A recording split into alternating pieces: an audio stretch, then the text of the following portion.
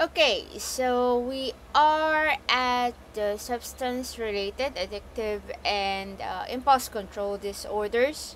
So this one is the chapter that we skip in order to make sure that we have covered the personality disorders and schizophrenia spectrum and other psychotic disorders first.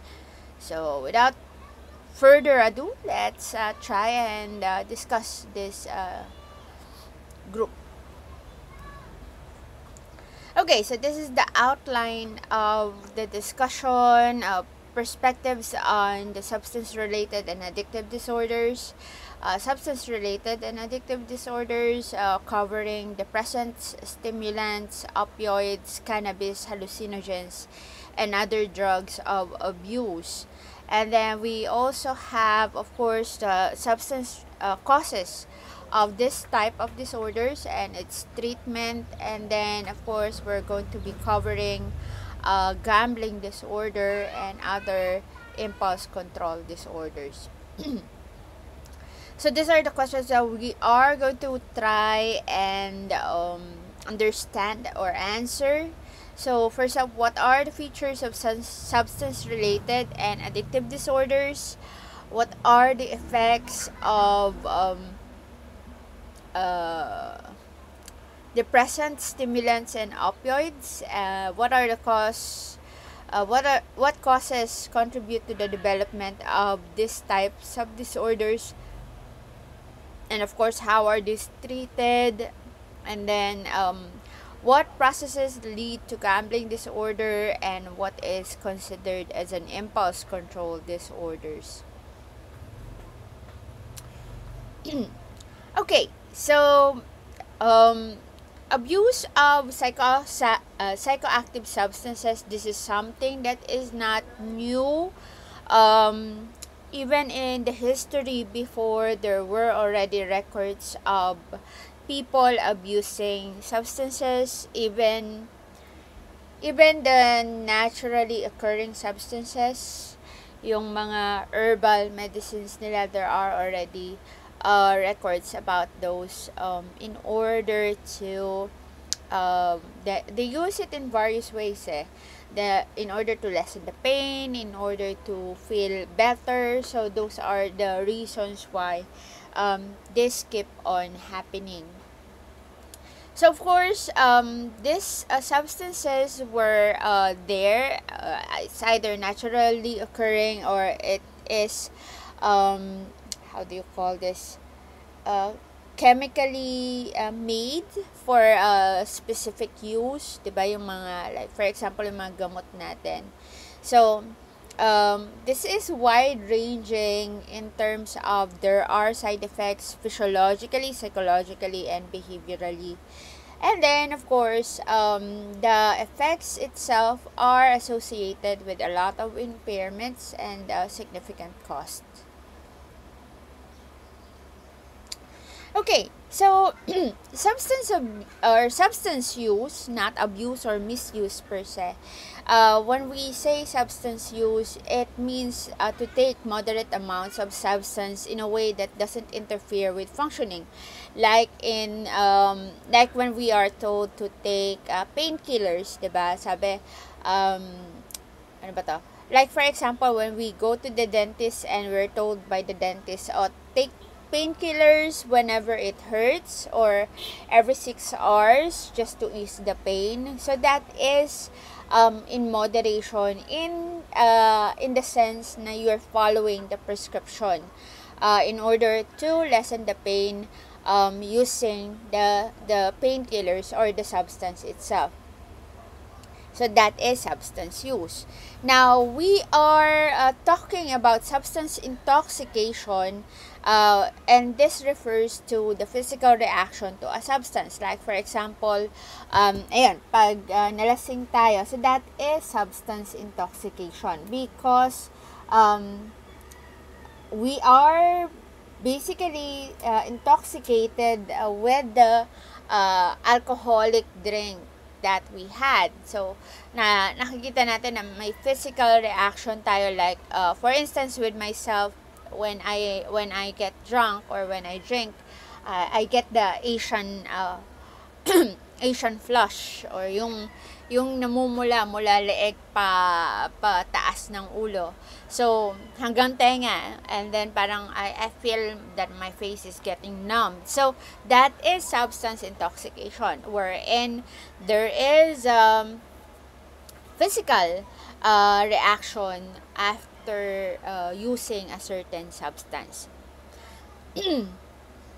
Now, when we say that there is substance use disorder, this is when the substance is used in a way that is already dangerous or that causes substantial impairment. Like, for example, it's already affecting the job of the person or the relationships of the person.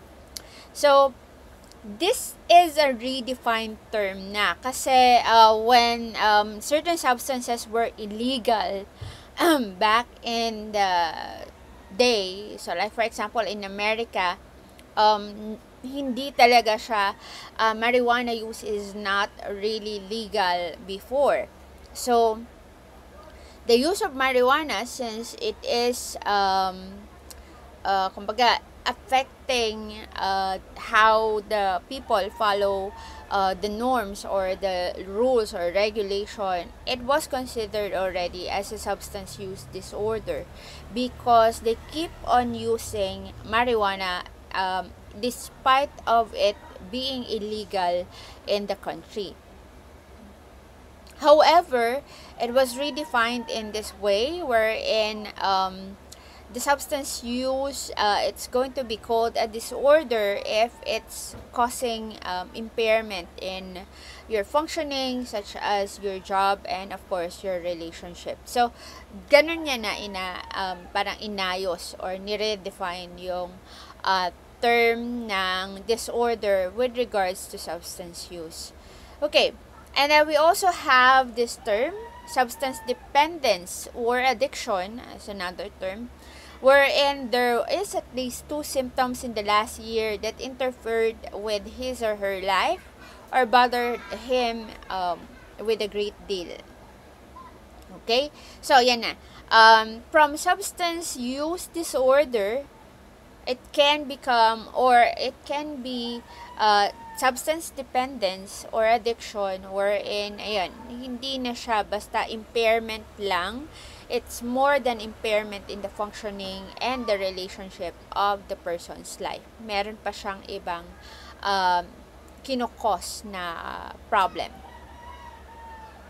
Okay, now, when we say there is a substance dependence, ayan, it can be defined by tolerance or withdrawal. So, with tolerance, ibig sabihin, parang the usual dosage that you have, like for example, dati nang tinitake mo lang na painkillers is 250 milligrams, but then you keep on taking the painkillers kahit naman walang masakit or kahit hindi mo siya kailangan.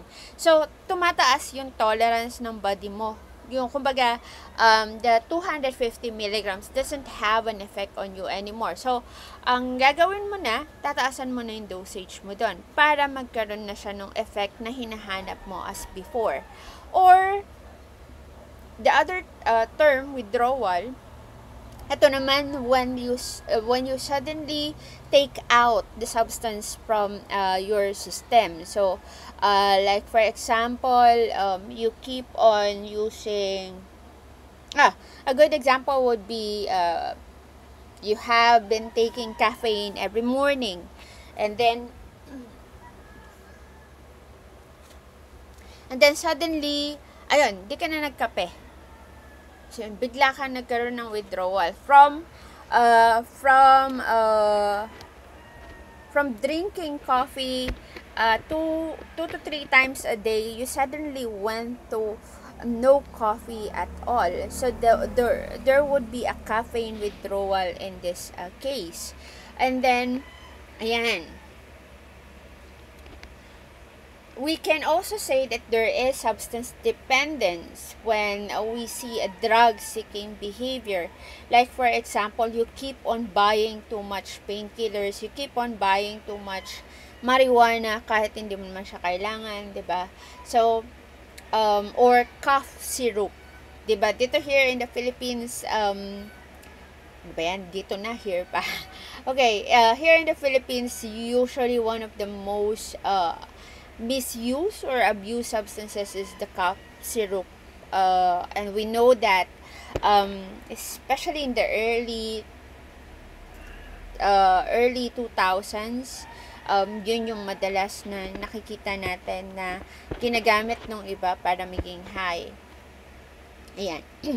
So, with tolerance, again, yung nasabi ko na nga kanina, needing more of the substance to get the same effect or reduce effects from the same amount.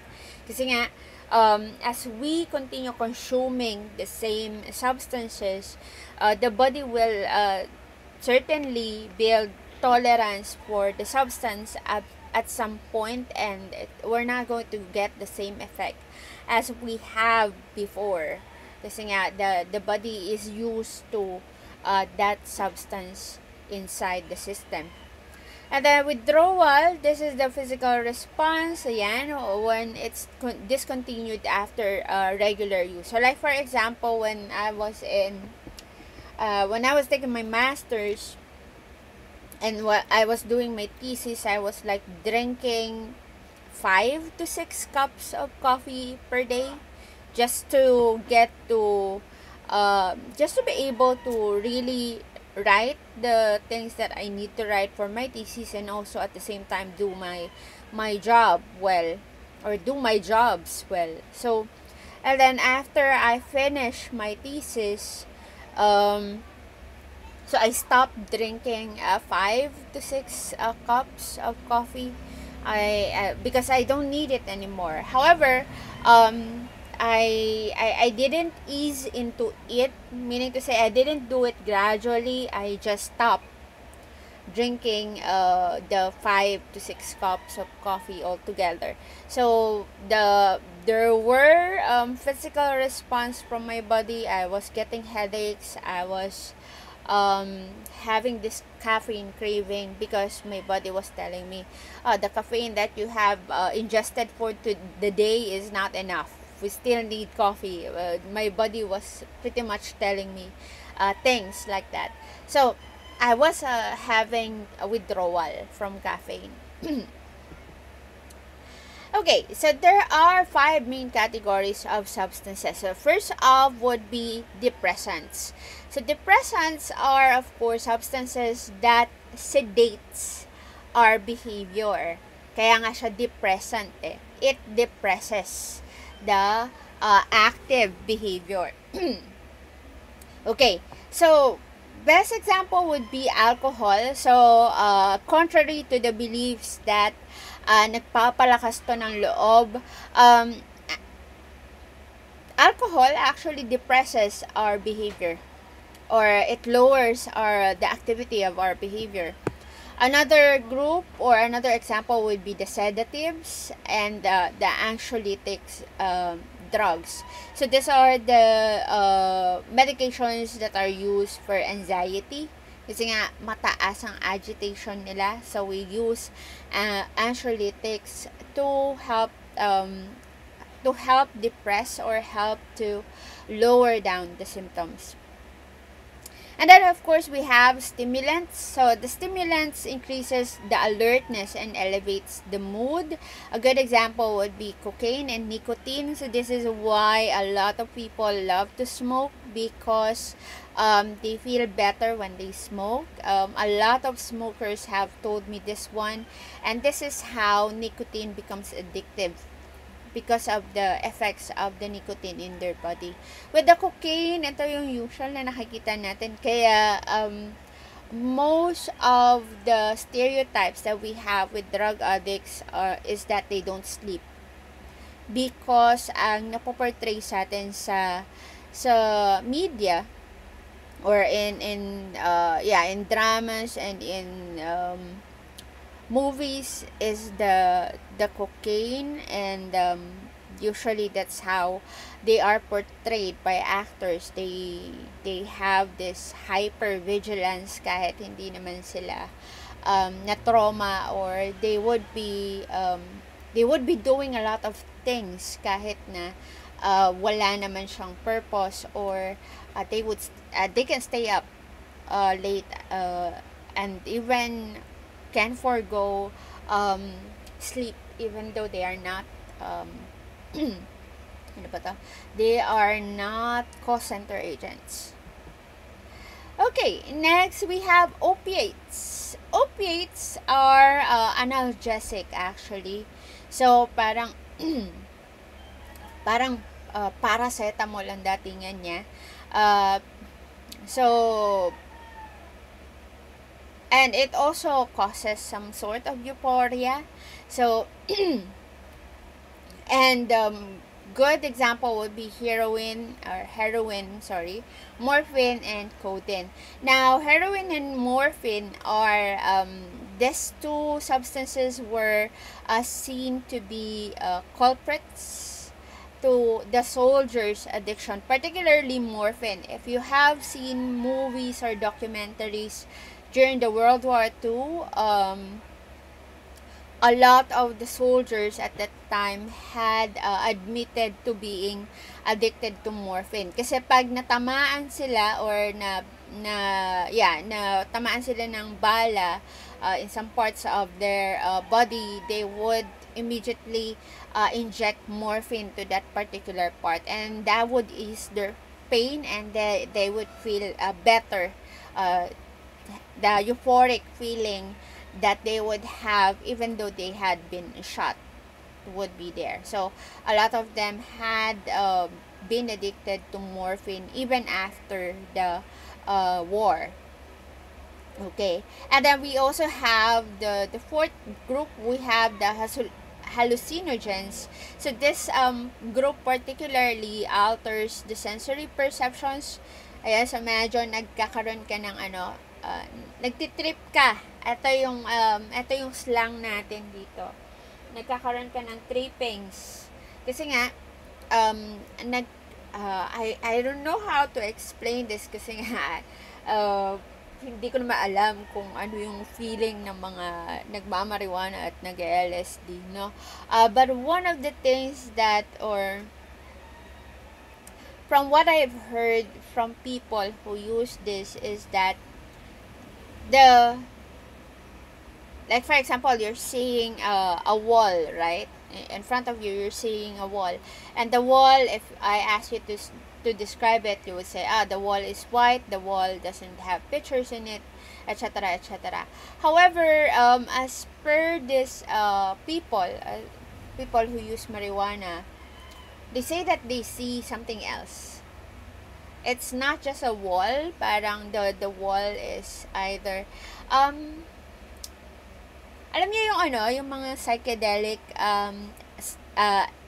filter or effects sa IG or sa TikTok. So parang ganun daw yung nangyayari sa kanila when they use these substances. So I think that's the best way that I can describe it, kasi nga I don't know it. I don't use it. So other drugs of abuse include inhalants, anabolic steroids, and of course other medications. So including, like for example, the cough syrup here in the Philippines. Okay, so how would we categorize substance use already as a disorder? So there is a pattern, first of substance use leading to significant impairment and distress. So makikita mo na the substance use is affecting how they do their work, how they do their studies, and of course it's causing problems in the relationships around them. And the symptoms need to be within 2 years or more, or 2 years or more, sorry. The symptoms need to be 2 or more within a year. Okay? So, the following, and these are the following symptoms. So, first off, taking more of the substance than intended. So, like, for example, yun, katulad nga nung sinabi ko kanina, like, cough syrup or painkillers, kahit di mo naman kailangan ng painkillers, nagpe-painkiller ka pa rin. There is a desire to cut down use, however, they cannot resist using it more. And then, excessive time spent acquiring or recovering for the substance. There is craving substance. So, again, katulad nga nung sa painkillers na example ko.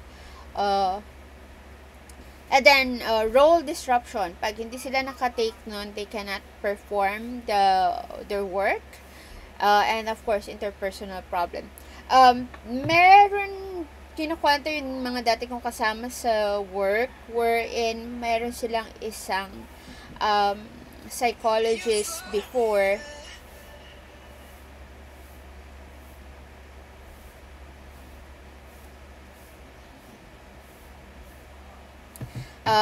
wherein they have the psychologists before who have drug use problems. However, they were okay with him at first kasi nga nagagawa naman yung trabaho. Pero the problem later on was that ayun, napapansin na nga nila hindi natutulog.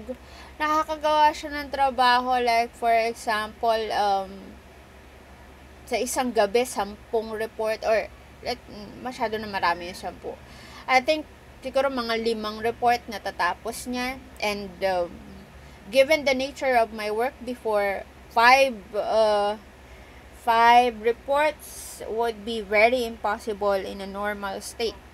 Kasi before, very productive na ako noon pag nakatapos ako ng 2 report.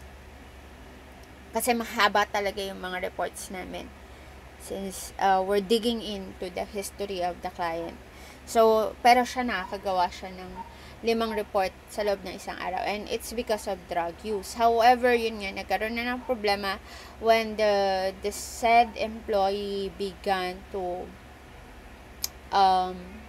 selling things in the office and also selling things in his home in order to spend for his vice. Yun. So, para makabili siya ng drugs niya, ayun, parang nagbebenta na siya ng kung ano-ano, kahit hindi niya naman pag-aari binibenta niya. So, yun yung naging problema niya doon. Okay, there is also reduction of important activities. So, yun, he's not also going out with his friends. Wala na siyang socialization. Mostly the time that he had was spent on doing reports and also doing the vice. Kumakain pa rin naman siya, yes, may hygiene pa naman siya, of course. Pero yung hygiene niya sometimes pag naalala niya lang. And then, ayan.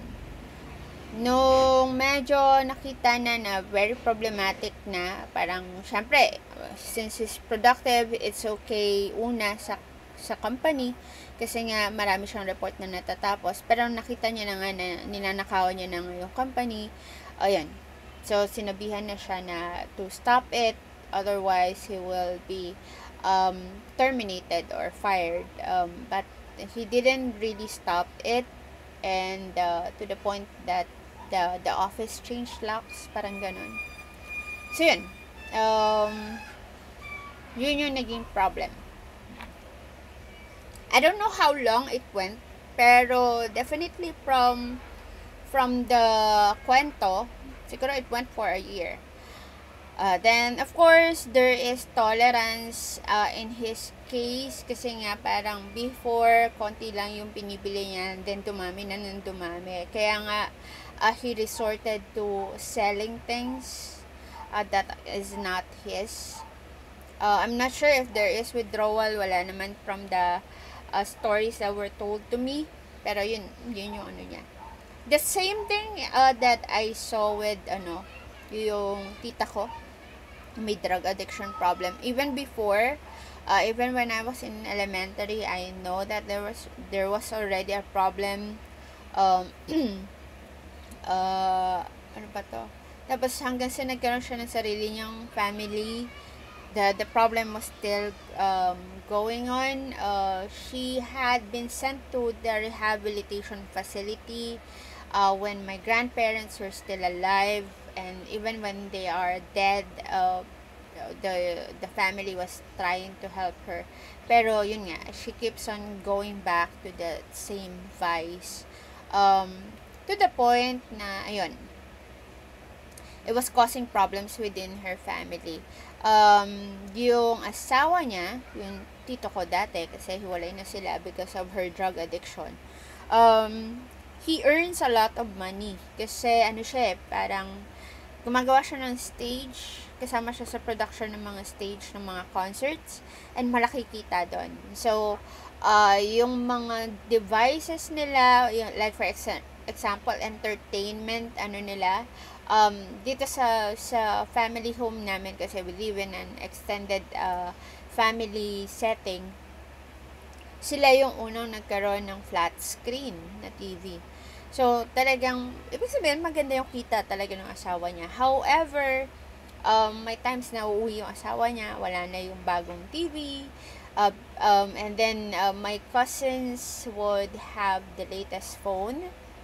Nung una pa lang nilalabas yung mga colored na phone, yung dalawa nilang anak, merong, colored na cellphone na kagad. And then, binibenta niya. To the point na yon, tumigil na sa pagbili ng mga bagong appliances yung asawa niya. Ang binenta niya na yung tangke ng gas nila sa pangluto.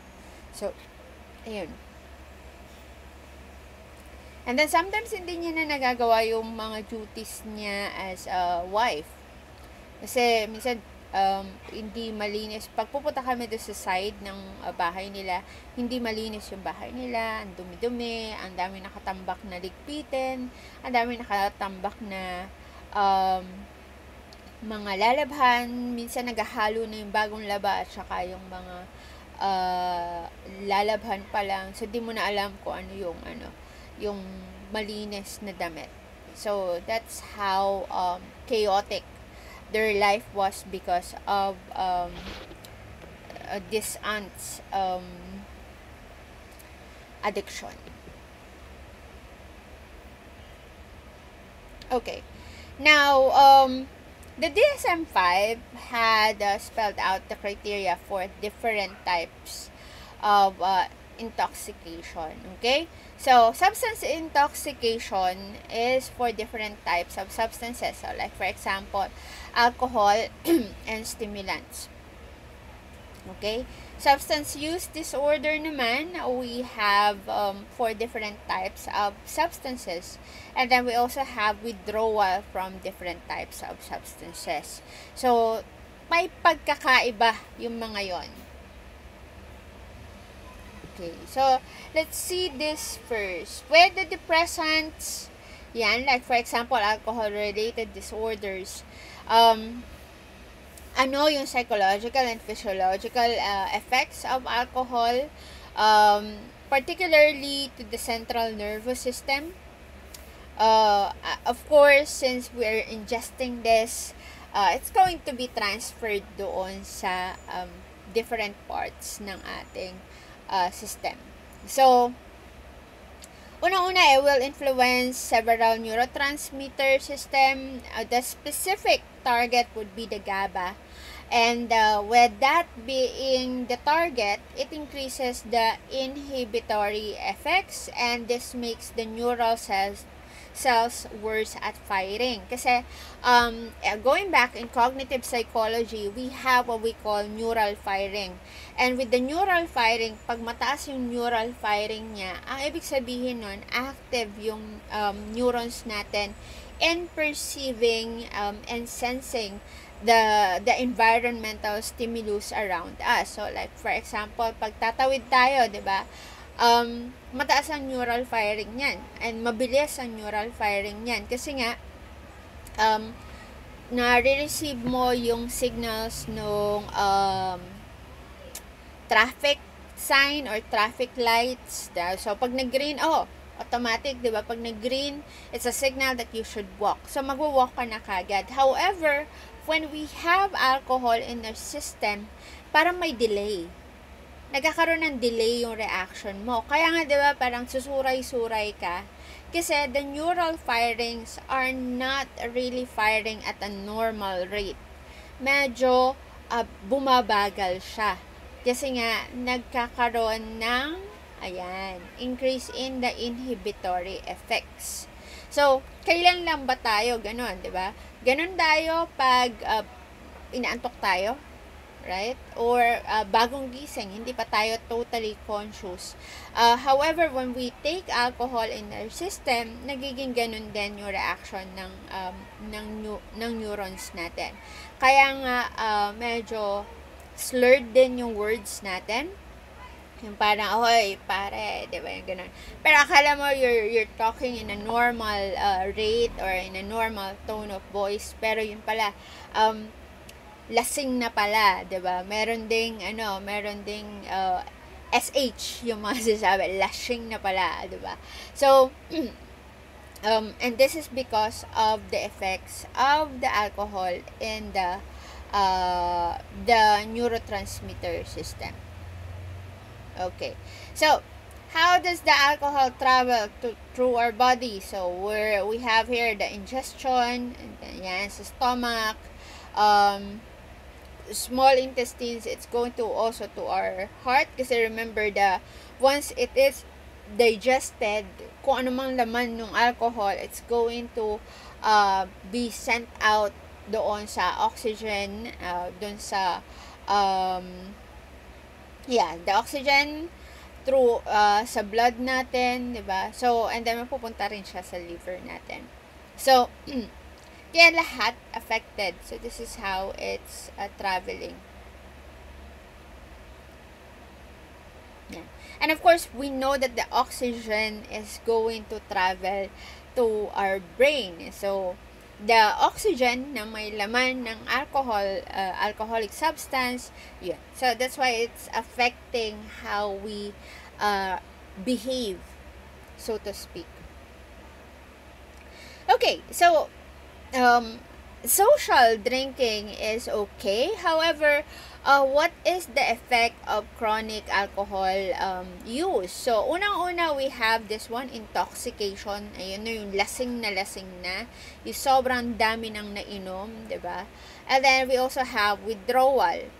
Now, withdrawal, ito nga yung inalis niya yung alcohol sa system niya after several months or not months, but a prolonged use of alcohol, bigla niyang inalis yung alcohol sa sistema niya. So, isa sa mga effects nun would be delirium tremens, wherein there is hallucinations and tremors brought on by the withdrawal from a severe alcohol use.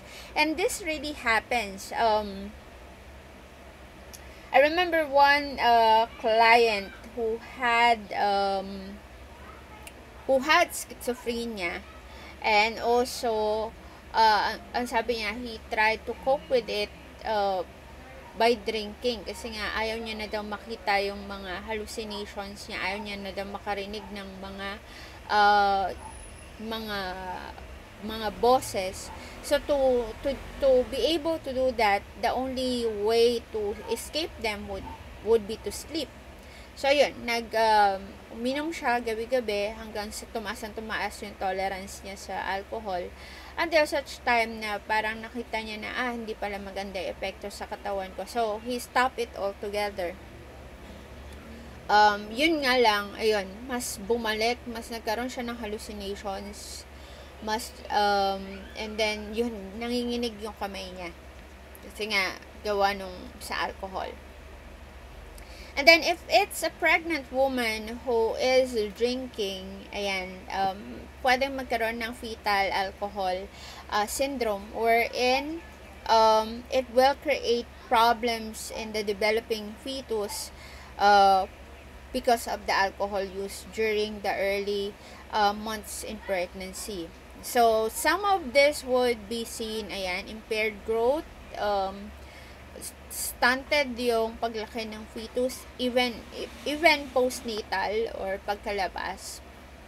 Meron ding cognitive difficulties na of course makikita natin as the child is growing up, and later on, behavioral problems. Okay, a long-term heavy alcohol use can lead to dementia. Okay, mataas ang possibility na magkaroon ng dementia ang isang tao na heavy drinker before. And then we also have this one, the Wernicke-Korsakoff disorder, wherein there is a confusion or lack of coordination as well as impaired speech in the person. Encountered this when I was an intern. I had this one client. Nung una akala ko ano siya, schizophrenia, kasi iba yung salita niya, iba yung ano niya. But looking at his history, sinabi namin doon sa clinical instructor namin, parang hindi po kaya ito yon. Yan, Wernicke-Korsakoff disorder. Kasi ang nakalagay sa history niya was that the patient had been heavy drinker prior to his admission to the hospital. Talagang ano siya, dati nun gin bilog lang yung iniinom niya, but later on parang araw-araw nauubos niya mag-isa yung 4 kantos. And then paano ko nasabi yon na may ganito siya? Kasi nga, it was the behavior that he was showing me was quite different from all the other schizophrenic patients that I was able to encounter during my internship. Ano siya, kahit na parang lucid na siya or walang side effects na supposedly ng gamot sa katawan niya, he has this look na parang hindi niya alam kung sino kausap niya, hindi niya alam kung asan siya. So, I keep on repeating or I keep on checking his mental status. So, lagi kami nagme-mental status even though nakailang sessions na kami for testing. And then, some of the questions, the basic questions that I would ask like, anong araw ngayon? Hindi niya masagot yung ganong yung ganong tanong. Sabi niya, umaga ngayon when I was asking for the day. And also when he's walking, the motor coordination is not there. When he was trying to write down his answers, kasi may mga psychological test kami na sila yung magsusulat mismo. There is this tremors na talagang very, very observable. And then, yan, when he talks, most of his speech cannot be understood.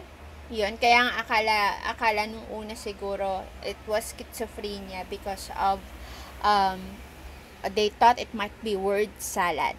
Personally, I thought it was also like that when I first encountered the client.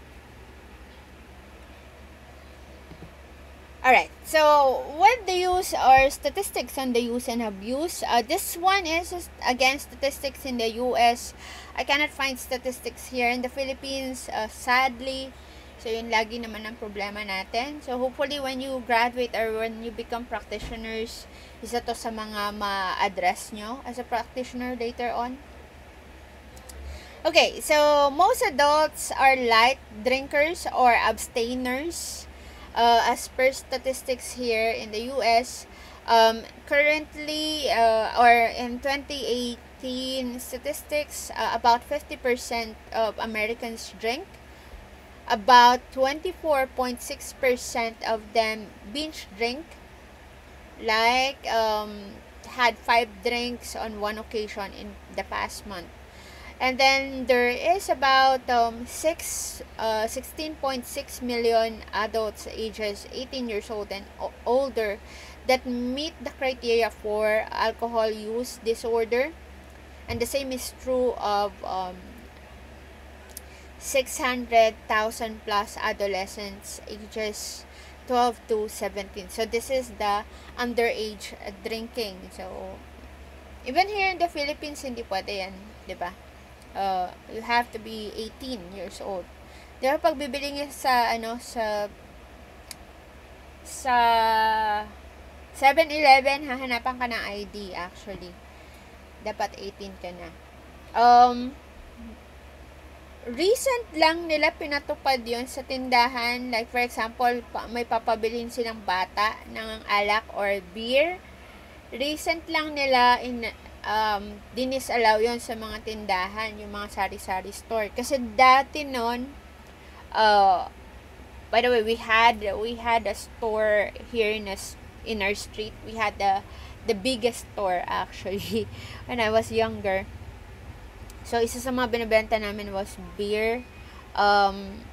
Dati nun, kahit 5 years old, 7 years old, pwede mong bentahan ng beer.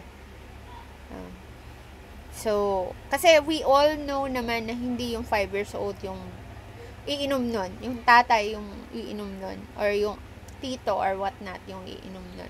So, but now, the regulations are more strict. Dapat matanda yung bibili ng alcoholic drinks sa tindahan. And in convenience stores like 7-Eleven and such, you have to present your ID if you look younger than 18. Okay, so kung makikita natin in this graph, the statistics of use and abuse per race is ang pinakamataas ang mga Caucasians. Okay? Ang pinakamababa would be the Asians. But I'm not sure with the statistics at present, given the current situation. Aside from, I read the literature that aside from depression and anxiety, tumaas din yung substance use, particularly alcohol use during the height of the pandemic. Kahit na trinay siyang i-regulate ng government yung pagbebenta ng mga alcoholic drinks before or in the height of the pandemic, people were still able to get alcoholic drinks. Yeah, I would know because I had this app that only sells alcoholic drinks. So, doon ako umorder, pinapa-deliver ko siya before. Kasi nga, 'di ba, ang hirap lumabas, ang hirap mag-social drinking. So, talagang hinahanap-hanap mo siya noon at that time. Okay, so what is the progression of alcohol-related disorders? Actually, this is quite good. Their numbers are quite good because about 20% of people diagnosed with this type of disorder are able to stop drinking on their own. Although there is dependence that can develop over time, the course doesn't really have a specific trend. It varies. And yan, but for those who start drinking at an earlier age, they are prone for a chronic or more severe alcohol use disorder. Yan. So, ito yung sinasabi natin. Alcohol and violence. Drinking does not cause violence. Kasi nga, remember na pag-usapan natin earlier, what alcohol does in our neurotransmitter system, particularly the GABA, nililesen niya talaga yung neural firing or ini-slow down niya yung neural firing. So, medyo mahirap kang kumilos nun. Diba? However, it does increase the likelihood of the impulsive behavior. So, this is where the concept of maoy for the Tagalog, ito yung sinasabi namin na sa Laguna, pag nandun ako, whenever I'm on vacation, my cousins like to drink. sasabayan ko naman sila. But my male cousins like to drink. So, sasabihin nila, si ganto, nabarik na naman. Mamaya, mamaaoy na naman yan. So, yun yung ano namin, in an accent. So, ang akala kasi ng common people is that the drinking, ayan, maghahanap ng away dahil nakainom. However, it's not the cause of the aggression. The cause of the aggression was the impulsive behavior that increased due to drinking. Yun yung dito, parang hindi directly correlated si drinking and aggression. Ang directly correlated is drinking and impulsive behavior results or can result to aggression. So, that's how it should be explained na yung pag-inom niya, it doesn't necessarily mean na magmamaoy siya per se. Kaya nga yung sabi nila pampalakas ng loob, kasi nga ito yung impulsive behavior na to, yun talaga yung nai-increase niya. Kaya nga 'di ba sa mga K-drama mas nagko-confess sila pag nakainom, kasi yung inhibition natin medyo bumababa at tumataas ang impulsive behavior natin pag nakainom. Okay. So, with the sedative, hypnotics, or anxiolytic-related disorders, okay, so ito na naman siya. So, pag sedatives, pangpakalma siya. So, these are the ones that are given doon sa mga nag-hysterical, yung nagwawala. So, in the hospitals, so usually they have some sort of barbiturates to give to the patients who are trashing about, or, ayun, nagwawala nga. Hypnotics, these are the ones that induces sleep. Anxiolytics, ito nga, yung nagre-reduce anxiety, that would be like benzodiazepines. And then, basically, they have tranquilizing effects. And these were made for that particular purpose, to tranquilize patients, unang-una. And it acts on the GABA receptors of the brain, and from the statistics, ang nakita nila, mas ang nag-a-abuse nito are females from the Caucasian race, yung mga white, around the 35 or higher age group. So, effects of this group of substances are similar to the large doses of alcohol. There are those who would do this. They would combine drugs and alcohol, and this is very, very dangerous kasi there are cases na namatay because pinagsabay niya yung sleeping pills niya at saka yung pag-inom ng alcoholic drink. There are cases like that na kasi nga hindi na tumalab yung dose niya ng sleeping pills, so sinamahan niya ng alcohol kasi nag-build na ng tolerance yung katawan niya. So, this is very, very dangerous, combining the two. And it can cause death. Even unintentional, or meaning to say, hindi siya suicide per se. Okay, so like any other substance use, it leads to significant interference or distress accompanied by problems such as reduced activities or tolerance. So, yan.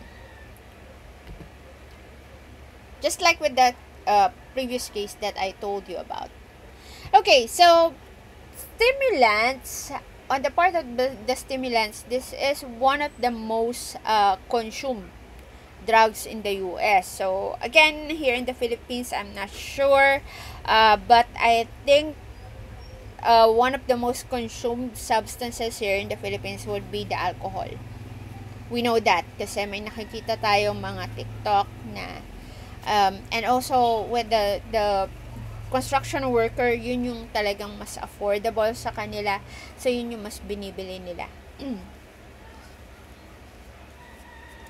And stimulants, from the word itself, it from the name itself per se, or correction, it increases alertness and increases the energy. So a good example would be the amphetamines, cocaine, nicotine, and caffeine.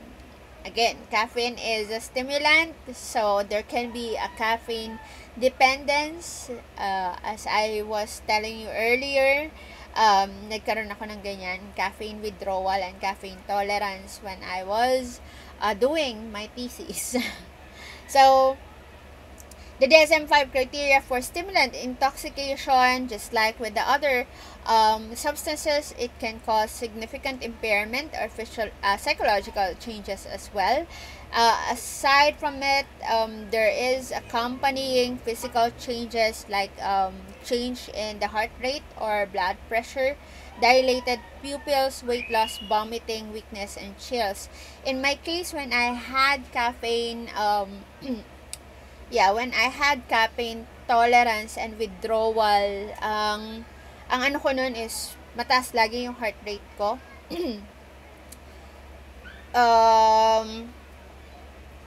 And when I suddenly stopped taking a lot of caffeine, ayan, yung parang nagiging, yung masakit lagi ang ulo ko to the point na parang sometimes parang feeling ko nasusuka ako. But I don't really vomit per se kasi nanghihinayang ako dun sa isusuka ko, no? It sounds weird pero ganun kasi yung thinking ko na teka, ayoko isuka to kasi binili ko to. So ganun. Anyway, so what are the effects of amphetamine? So with amphetamine, it produces elation, vigor, and it reduces fatigue. So, side effects, ayan, pag nawala na yung epekto ng amphetamine, ayan, sobrang pagod ka naman. Sobrang pagod ka and sobrang down ng mood mo. So, parang, ano siya, nagro-roller coaster ka. So, pag nag-take ka nito, nandun ka sa pinakatuktok ng roller coaster. And then, pag nawala siya, nawala na yung effect niya, doon ka na sa pinakamababang level ng roller coaster. So, ganun yung side effects niya. So, this is why it's not good to use unless, of course, prescribed. Officially prescribed by the doctor. So, what does really amphetamines do? So, it stimulates our central nervous system, and particularly, it enhances the release of norepinephrine, what we know to be the neurotransmitter that we need for emergency cases, diba? Kaya tayo very very energetic. And of course, dopamine, one of the neurotransmitters that we need to be active and also to have a high or an elated level of mood. So the reuptake of this particular neurotransmitters are blocked. Kaya siya, pag ginamit mo siya, talagang ang tagal mong very active, ang tagal mong very elated. Kasi, remember, nagsa-cycle back. Diba, napag-usapan natin in the first few chapters kung paano ang galaw ng neurotransmitters sa loob ng katawan natin, or particularly in our brain. How does this types of brain activity happen? So, binablock niya, hinaharangan niya yung pagbalik ng neurotransmitters na to in a resting potential. Lagi siyang naka-active. So, kaya, ayun, matagal na oras or matagal na time ka na elated, matagal na time kang active. So, kaya pag, ayun, bumalik na ulit siya, na-reuptake na ulit siya, ayun, doon mo ma-feel na pagod ka, sobrang baba ng energy mo, sobrang baba ng mood mo, kasi nga, bumalik na sa normal state yung neurotransmitters na yun. Okay, so some of the ADHD drugs are mild stimulants. So, like Adderall and Ritalin. So, these are some of the ADHD drugs that we know. And this is why some of the countries are very careful with these types of drugs. They ban these drugs from entering their country. So, like for example, kung kilala nyo si Park Bom, yung dating member ng 21, ito yung naging problem niya eh. Ito yung naging scandal niya kasi I think she was diagnosed in US with a condition that needs a stimulant of sort. I'm not sure if it's Adderall or Ritalin. And then her family back in the States sent her the medications back home, back to South Korea where she's working. However, ayun, illegal substances siya sa South Korea. So she was not convicted. I'm not sure if she's convicted, but she was sued for drug possession. Kahit na prescription drug siya. Kasi nga these are stimulants per se, and this can be drugs that can be misused and abused. So another type of stimulants is cocaine, and then of course methamphetamine, and then ecstasy. Ecstasy is a very, very popular drug of use when I was still in my 20s. Nauso kasi yung mga rave parties noon when I was in 20s. However, I don't really like those type of scenes. And this is why people who are taking or people who are partying, kaya siya mas malimit binibenta nun sa mga bar, yung mga bar like Silo, yung mga ganun type ng bar na puro sayawan, tas puro rave party, yung mga heavy music na pang dance. It's because they have to be they have to be on their dancing. They want to be dancing for several hours na hindi sila napapagod. So, yun. Kasi nga, it has the same amphetamine effects, but they don't have that crash. Yung katulad nung kaninang nasabi ko, yan. Yung usual na fatigue at saka depression. So, I'm not sure if it's still the scene. Wala na akong barkadang nagpa-party sa mga ganong places. Although nadadaanan namin siya pag weekend, yung mga bars na ganito. I'm not sure what they are taking anymore. But this was popular when I was in my 20s. And then we also have crystal meth. So this is the purified form of amphetamine, and this can cause aggressive tendencies in addition to the high. There is an extreme risk of dependence if this is the substance that is being used or being abused. Okay, so what are the effects of cocaine or cocaine-related disorder for stimulants? So, there is a short-lived sensation of elation, vigor, and reduced fatigue. So, effects result from blocking the reuptake of dopamine. This is highly addictive, but the addiction develops slowly. So, and then, about 1.5 million report use in the US each year. So, most cycle through the patterns of tolerance and withdrawal, and withdrawal is characterized by apathy and boredom, which leads to the desire to use again. So, I think with the co-worker, not the co-worker, the former employee that I was mentioning to you earlier, this was his drug of choice.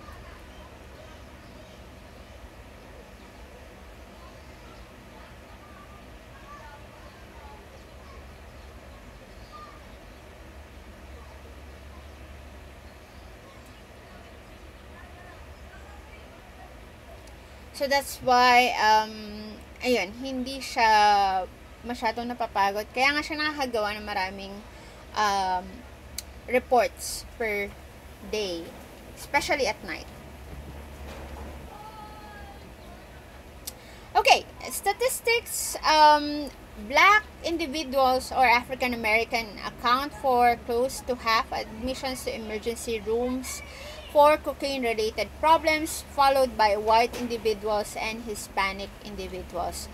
So men are twice as likely as women to be in the emergency room. So mas mataas ang statistics ng men who uses cocaine. And approximately about 17% of cocaine users have also used crack cocaine. So, and this is the one that is affordable for them in the US. Okay, so what are the relapse rate for after quitting the use? So, kung makikita natin, percent of abstainers, months, here the months and the x-axis. Yan. So, smokers trying to give up cigarettes backslide about as often as alcoholics and heroin addicts. So, halos pareho lang sila, with the alcoholics slightly higher sa abstainers. Pero, ang heroin and nicotine, ayan, halos the same after pagdating ng 12 months or a year. Okay, so for the nicotine, so for those of you who are smoking, even yung mga e-cigarettes still contain, some levels of nicotine. I'm not really believing the science per se na nababawasan niya yung second-hand smoke effect. Unless na may na siya, kumbaga may other studies siya na galing from an independent research group. Anyway, so going back, so with nicotine, to understand better why nicotine or why people smoke, this is a good discussion to focus on.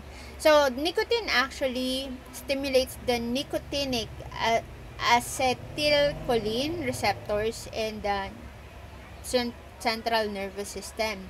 So, and that stimulation results to relaxation, wellness, and pleasure. So, this is why you would see a lot of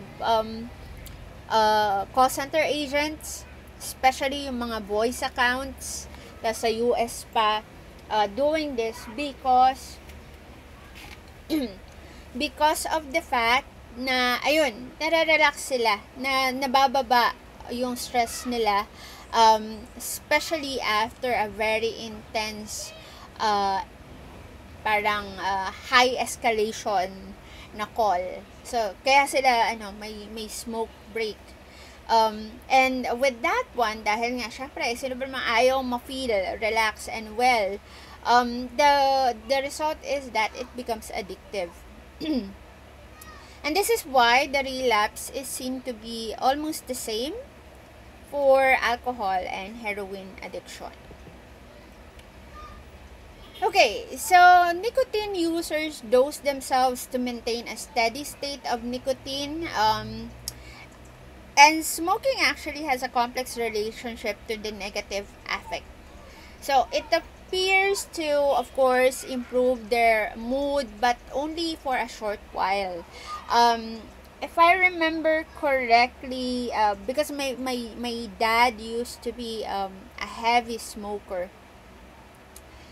After niya makapagsigarilyo, okay na siya. Pero, pag ayun, kasi tumataas din yung dosage na. Remember, our body builds tolerance. So, pag hinahanap niya na ulit yon, ayun, nagiging angsty na siya. Galit na naman siya.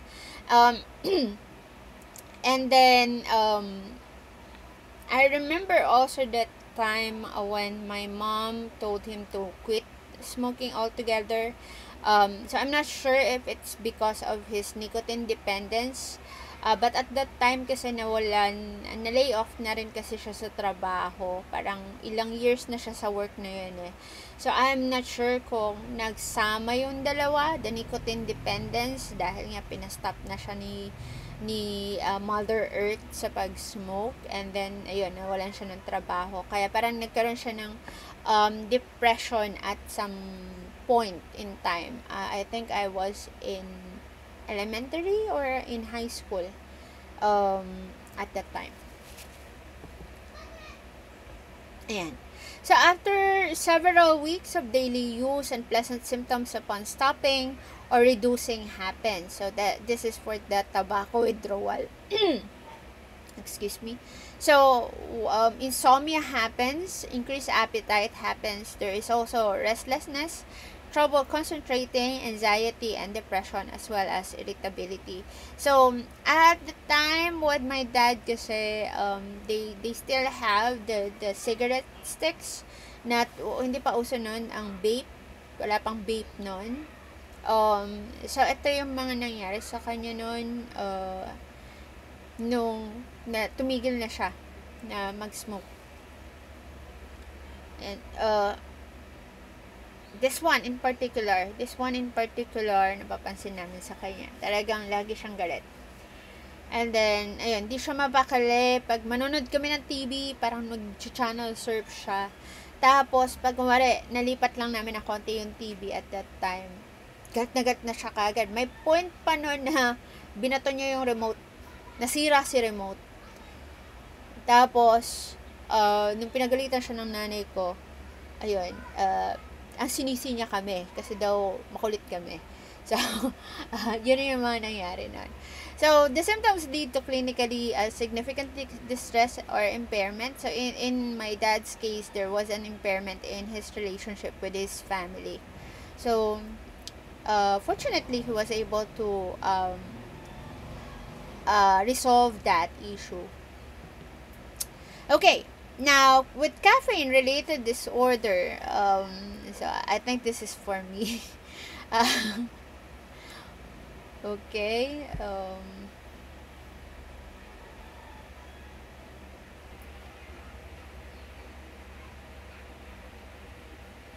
Okay.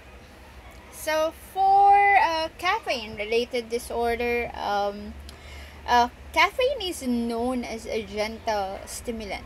Because of the fact that a lot of us had been using caffeine or coffee to wake up, diba? So, like me, for example, I don't really start my day without any coffee. So, kailangan may kape talaga ako. And nowadays, I have to have at least 2 cups of coffee per day. So, 1 in the morning and 1 in the afternoon. Kasi nafe-feel ko na siya pag medyo alas 2, alas 3 na, the energy that I have in the morning, it goes down. 3 cups of coffee would be my maximum. So, yun yung pinaka-max ko. So, in America, it's used around 85% of Americans. And this is found in tea, coffee, cola drinks, and cocoa products. So, these are yung mga chocolate products. Small doses actually is good because it elevates the mood and reduces fatigue. However, eto nga, just like what happened to me when I was doing my master's thesis, it can result in tolerance and dependence as well. So, ayun, I built the tolerance from 3 cups daily. It become 5, and then aside from this one, caffeine is also seen in energy drinks.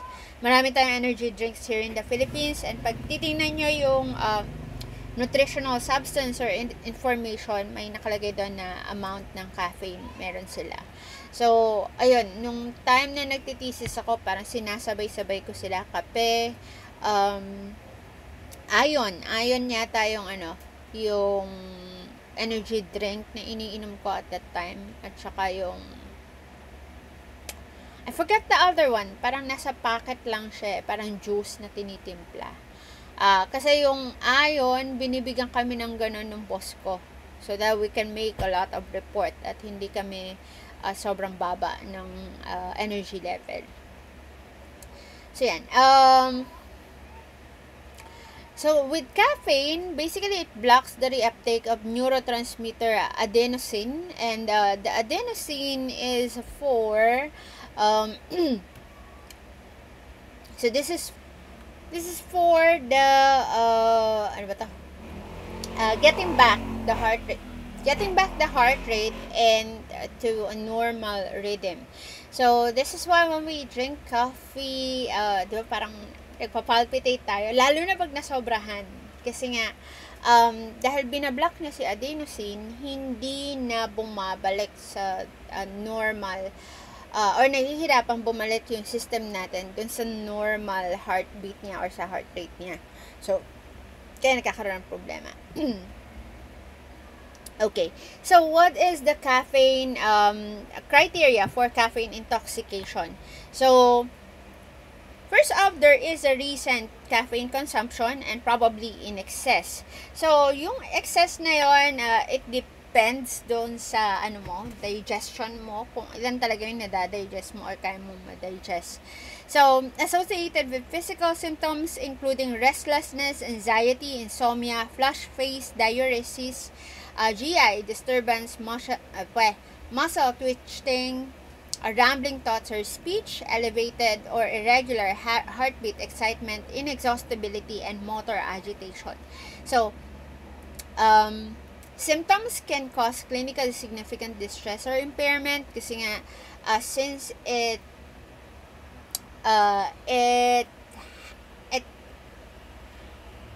gives you this side effects. Ayan, medyo isa sa mga problems na magkakaroon ka dito is hindi ka na makakatulog na maayos. Ayan, insomnia. And then, anxiety. Mataas din yung anxiety level mo kasi nga, because of what it's doing to your heart per se. So, ganun yung nangyayari sa kanya. Okay. So, this pretty much happened to me when I was doing my thesis. So, not to make you afraid of going to the master's level of studies. It's just that it's one of the phases in my life when I had to make necessary sacrifices.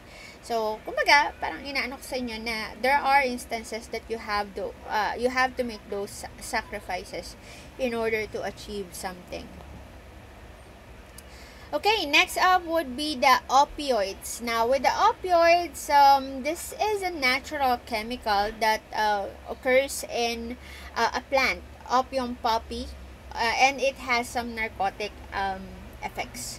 So, if you remember your Asian history, diba, in Japan, nagkaroon sila ng opium war, and this is because China had been smuggling in opium in Japan, and of course, the Japanese government did not like it kasi ang daming na-addict sa mga citizens nila sa substance na to. So, yun. Kaya nagkaroon sila ng gera kasi parang blinak nila, if I remember my history correctly, blinak nila yung pagkakaroon ng transaction or bartering with their government from the Chinese people. Kasi nga they bought in the drugs in the country. So, with opioids, these are natural and synthetic substances with narcotic effects. On the other hand, heroin is used by almost 500,000 of people in the US. So, the illicit use of opium-containing prescriptions is rising, and about 4.13 million people over in the age of 12 reported non-medical abuse, meaning to say they have prescriptions for it although they don't need it. So these are often referred to as analgesics. So these are painkillers basically. However, they are not used as painkillers by these people. So ginagamit din nila kahit na wala namang masakit sa kanila. Okay. So what are the effects of opioids? So it activates the enkephalines and endorphins. Remember what the endorphins are for, and it induces low doses of euphoria, drowsiness, and slow breathing. So, kaya, again, kaya rin nagkaroon ng ganitong substances kasi nung time na to, maraming gera pa rin, right? So, opium or opioids were one of the best ways to help the soldiers or the warriors to deal with their pain or deal with their uh, yung mga sugat nila, yung mga, ano bang tawag dun, in other terms. Yeah, yung mga tama sa kanila. So, para ma-deal nila yon better. However, how doses of this can result to death. So, ito rin yung isa sa mga nag-cause ng gera, the opium war, kasi nga, ang dami na adik, ang dami rin namamatay. And during the time of war, it's not good to lose people nang hindi dahil sa gera kasi wala kang manpower. Okay? So, withdrawal symptoms also can be lasting and severe. So, this is another reason why the opium war started. Kasi, unlike with other substances, like for example, you had a caffeine disorder or caffeine, caffeine substance disorder. Pag umalis ka doon, 'di ba? Okay lang, walang problema. Ito kasi kahit na parang medyo umalis ka na, the withdrawal symptoms are there for a long time. Mortality rates are high for opioid addicts.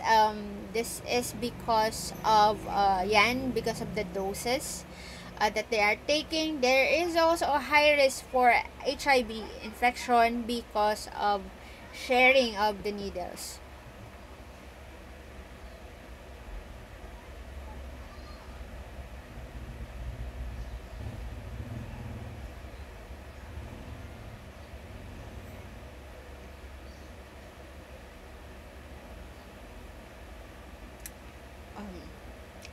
Ano po yung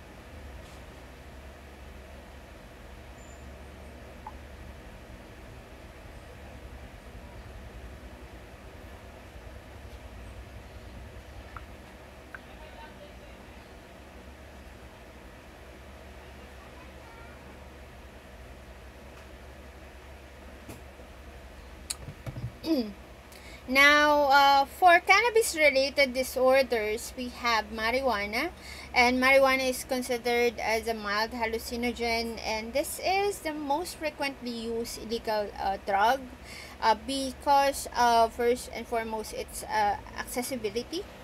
So, about 2.2 million people have used it in the past or in the last 30 days in US alone. So, we're not sure even here in the Philippines. Pero, yeah, when I was in high school, ang dami kong mga kabatchmate na parang ito yung ginagamit. So, yeah, I was even friends with some of them. However, Although I do know what they were talking about, kasi may mga slang sila doon. I think doobie ang isa sa mga slang nila doon. Pero that's I forgot kung ano yung slang nila nung time namin when I was in high school. So anyway, ito kasi isa sa mga pinaka-accessible na substance for them. So, ano yung mga reactions nila? So, there can be a varied reaction. It may include euphoria, mood swings, paranoia, hallucinations, and reduced concentration. So, aside from that, dependence and withdrawal are quite uncommon for this particular disorder. So, yan. Hindi sila nagkakaroon ng dependence for this one. Pero ito yung problema. Ito yung side effects kasi na problematic sa kanila. Yun yung nagiging cause ng problem. Now, for hallucinogen-related disorders, again, hallucinations are altered sensory perceptions. Napag-usapan natin to in the previous topic with schizophrenia. But aside from that, with this particular substance, hallucinogens can produce delusions as well as paranoia. So, a most common example of this one is LSD, psilocybin, and mescaline. Mescaline is also seen in the party scene in here in the Philippines. Isa rin to sa mga ginagamit na party drugs, as well as the PCP. I remember one report before, parang may alam ko yung sa close-up event yun parang may nagpasa ng hallucinogen around the concert area. And then several people were hospitalized because of that. Kasi parang mataas yata yung dosage nung substance. And instead of causing yung good party experience, it caused severe medical reaction instead. So, yan.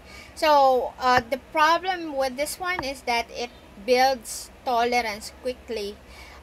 However, ayan, pag hindi ka naman nag-take after a long time, the tolerance will reset. So, parang kumare, nag-take ka nun, so mataas kagad, yung parang susunod na take mo, mataas kagad siya, kasi nga, mabilis yung tolerance for this particular substance. However, kumare, hindi ka gumamit for 2 months, 3 months, back to zero ulit yung tolerance mo for this condition.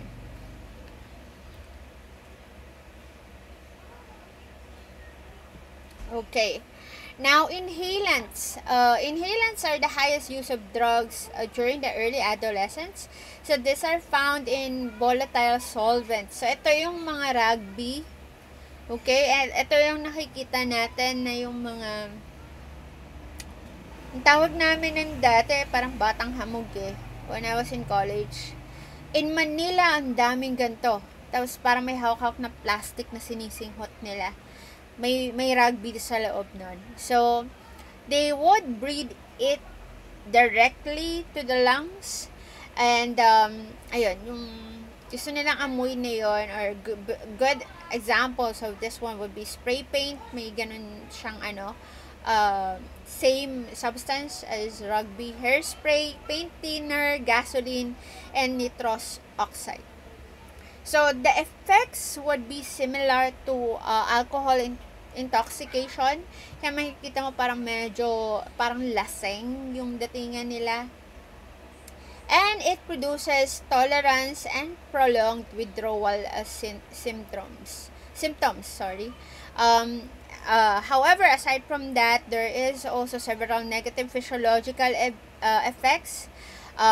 Like, for example, organ damage. Pwedeng magkaroon ng problema doon sa air passage mo, doon sa lungs mismo. Kasi like, for example, okay, thank you. Like, for example, people who work with, diba yung mga, yung mga nasa salon, since they have to be exposed to hairspray, also yung mga yung nasa construction, they have to be exposed with spray paint for a good amount of time or for a long period of time. They would put in a mask, yung mga industrial material na mask. Kasi nga, it's not good to inhale for a long period of time. So, however, itong mga tao na to, particularly the adolescents, they would willingly inhale it without any type of protection for their organs. So, ayun. Kaya nagkakaroon din ng problem sa organs nila later on. Okay, so we have the anabolic and androgenic steroids. So these are substances derived or synthesized from testosterone, and these are usually used to increase the body mass. So ito yung mga ginagamit ng mga nag-gym mostly. Wala silang nakikita na high yung parang addition of mood, yung high energy whatsoever, unlike the previous substances that were mentioned, but rather the dependence happens because of wanting to maintain the effects of the substance. So yun, para ma-maintain nila yung mga muscles nila, they keep on using steroids. However, the problem with steroids is that it may cause long-term mood disturbances. In Netflix, meron dong isang documentary. I forgot the name na naman of the documentary. Pero ano sila, the documentary revolves around a female bodybuilder na binaril niya yung asawa niya na bodybuilder din. And the two of them are known to take steroids in order to be able to compete to yung mga bodybuilding competition. And then, naging problema kasi doon is the husband suddenly began to show symptoms of narcissism. And then, ayun, parang naging, okay sila nung una naging bitter lang yung kanilang relationship or no kanilang marriage as the husband spiraled down doon sa competition. Yung parang naging ano na siya, masyado na siyang tutok doon sa bodybuilding competitions niya, and he keeps on taking steroids in order to sustain his muscles. Okay, we have next is the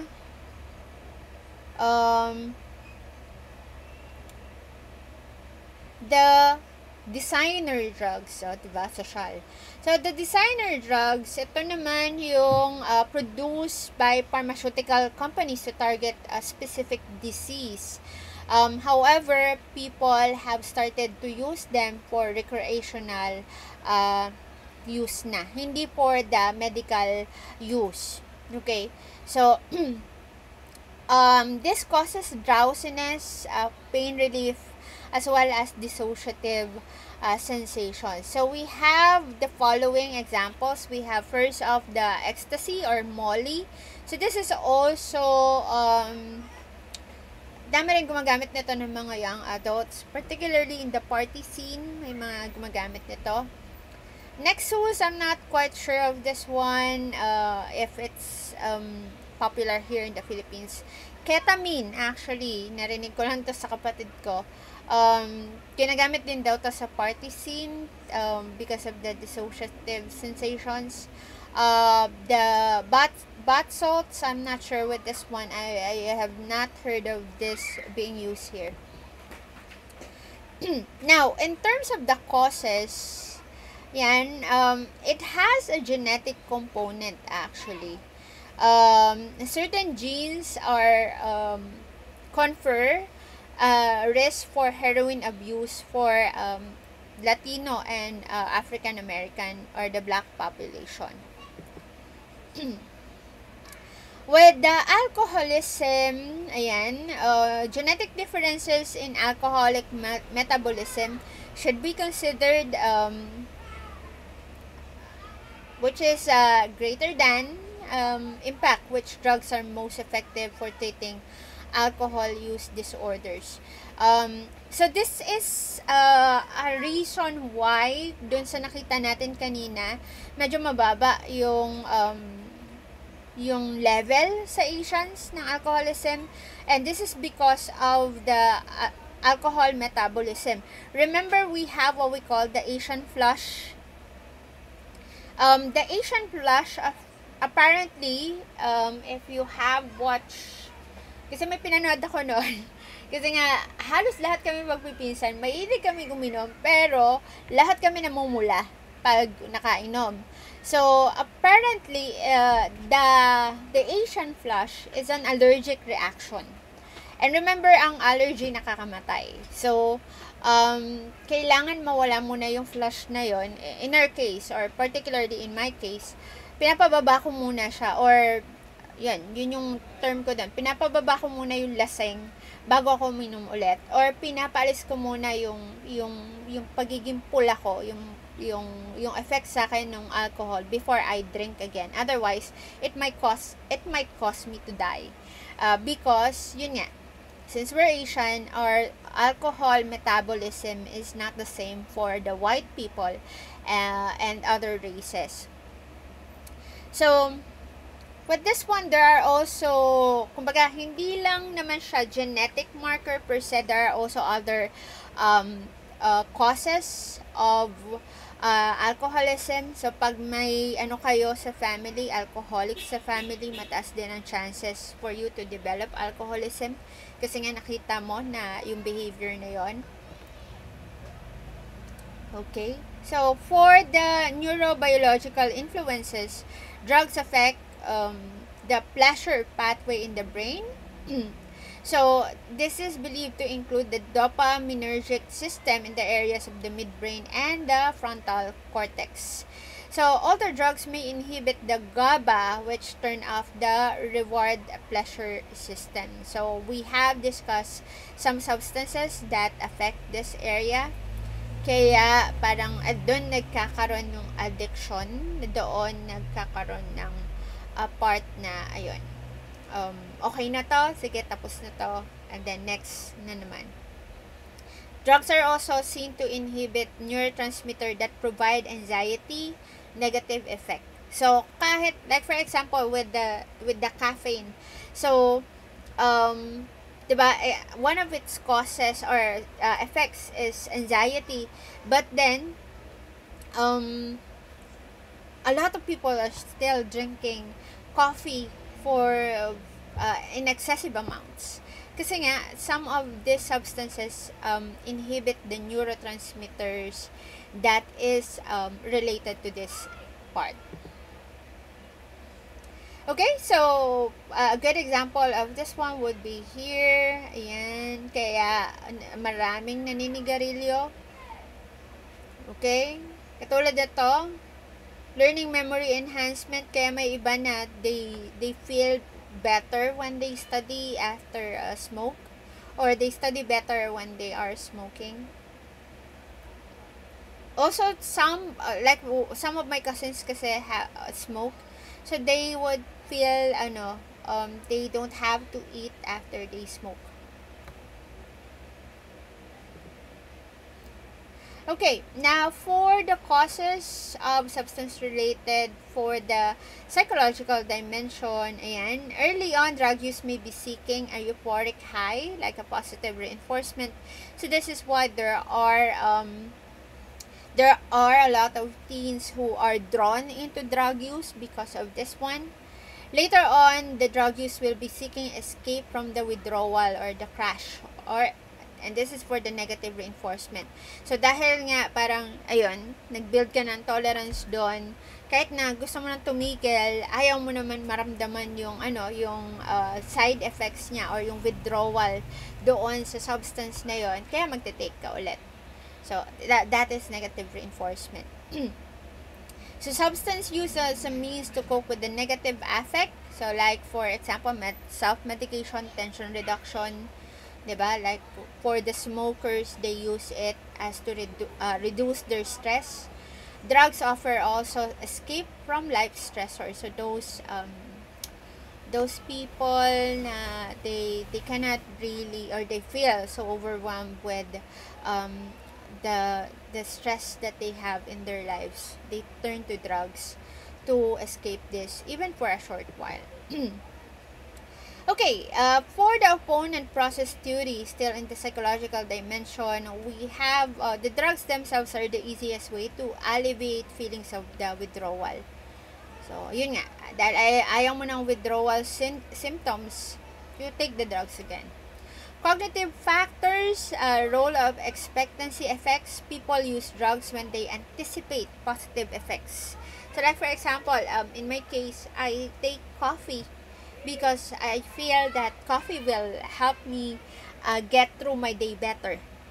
So, yun ang iniisip ko. Pag di ako nakapagkape, my mood is going to be rotten. So, but this is not really the case. Cravings also, these are triggered by cues like, for example, the mood, the environment, or the availability of the drug. So, ayan. Kaya nga, ang sabi nga namin, you cannot rehabilitate a drug addict and then send him back home in a place wherein there is a wide or there is easy access to different types of drugs. So, kaya, like for example, in the case of my tita na may drug addiction or drug addict, she was not totally rehabilitated or hindi effective sa kanya rehabilitation because she keeps on coming back home here wherein nandito yung mga barkada niya na drug addict din. And then our place here is known to have a lot of drug dealers and drug addicts. So, ayan, kaya hindi siya na-sustain yung vice niya at hindi siya totally na-eliminate. Exposure to drugs is actually a prerequisite for drug use. So, if you are exposed to the media, the family, the peers can influence exposure to drug use. So, like in my family per se, yung smoking sa amin, it stopped from my part up to the youngest. Hindi na siya katulad nun sa mga pinsan ko nun. Kasi, ang nakita, when we were younger, when all of me and my cousins were all younger, there were a lot of smokers in the family, actually. My father was a smoker. The parents of one of my cousins, the mother and the father are both heavy smokers. And then the family friends that we are surrounded with, either they are heavy smokers or heavy drinkers. So we grew up pretty much with social drinking parties here in our home. So lagi kami nag-host niyan, yung family namin. And then so, my older cousins pretty much grew up in that kind of environment. So, yung mga cousin ko na yon, save for the oldest cousin that we have, yung doktor. Although, I think she tried to smoke, pero hindi siya yung regular smoker. But, yung kapatid niya sumunod sa kanya, yung kapatid nilang bunso, yung sumunod na pinsan namin coming from the parents who are both smokers, then yung sumunod din sa kanya, and then yung sinundan ko na pinsan na kapatid nila are all smokers. And even their youngest brother na halos kaidaran ng kapatid kong sumunod sa akin. Pero from me to my sister, and then yung mga cousin namin from the youngest uncle that we have, all of us are non-smokers. Yung isa na lang, dalawa pala sila. Yung second to the youngest brother nung cousin namin from the youngest uncle, and the youngest cousin from the parents na both smoker.